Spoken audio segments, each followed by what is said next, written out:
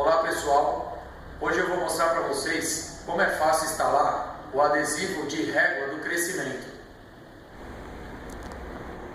Primeiramente, vocês vão ter que fazer uma marquinha a 1,5 m do chão, faz uma marquinha com o lápis, vem para o lado, faz mais uma marquinha e o adesivo vai ser colocado dessa marca para baixo.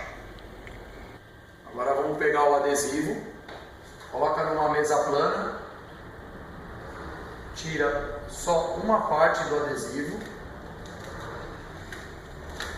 faz uma dobrinha, aquela dobra que a gente fez, a parte da cola, vai na marquinha, posiciona,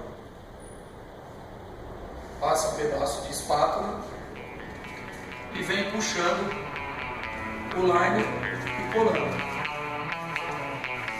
Let's light it up until our hearts catch fire. Then show the world a burning light that never shines so bright. Pronto, ó, adesivo instalado.